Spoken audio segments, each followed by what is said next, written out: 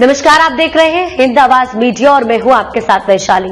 महाराष्ट्र चुनाव प्रचार के अंतिम दिन तीखे हमले, नेताओं के बीच बयानबाजी में गर्मी। महाराष्ट्र में विधानसभा चुनावों के लिए प्रचार सोमवार को समाप्त हो गया और इस अंतिम दिन राजनीतिक दलों के बीच हमले और पलटवार की झड़ी लग गई। कांग्रेस नेता राहुल गांधी ने एक प्रेस कॉन्फ्रेंस में आकर भाजपा पर जमकर हमला बोला। उन्होंने एक संदूक खोला और उसमें से कुछ पोस्टर निकाले जिनमें प्रधानमंत्री नरेंद्र मोदी और उद्योगपति गौतम अडानी की तस्वीर थी। राहुल ने भाजपा के नारे एक है तो सुरक्षित है का मजाक उड़ाया और कहा कि इसका मतलब यह है कि भाजपा सरकार ने मुंबई के धारावी को अडानी को सौंप दिया है। राहुल गांधी के इस हमले के बाद भाजपा ने भी तुरंत प्रतिक्रिया दी।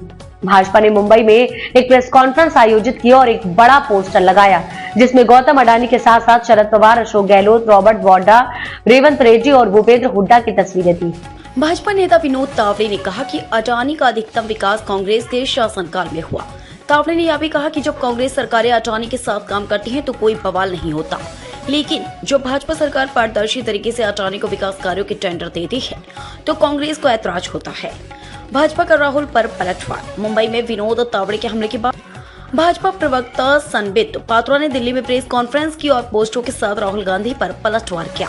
एक पोस्टर में सोनिया गांधी और राहुल गांधी को नेशनल हेराल्ड मामले में आरोपी के रूप में दिखाया गया, जबकि दूसरे पोस्टर में यह लिखा था, छोटा पॉपट ने कर दिया कांग्रेस को चौपट।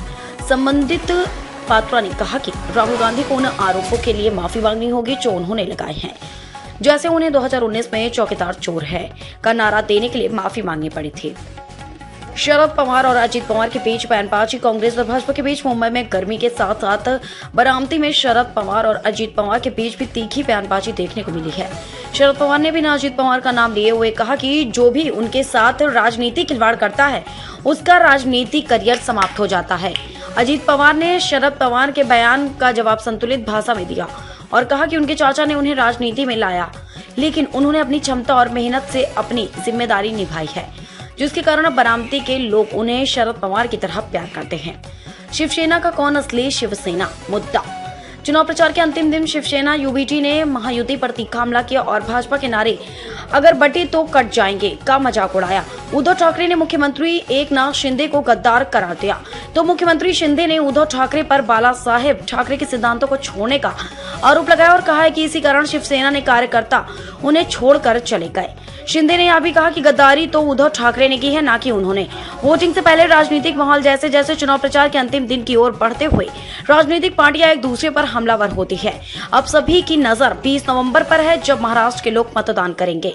चुनाव प्रचार के इस अंतिम दौर ने राज्य की राजनीति में नई दिशा की ओर इशारा किया है और अब यह देखना दिलचस्प होगा कि इन हमलों और पलटवारों का चुनाव परिणाम पर क्या असर पड़ता है।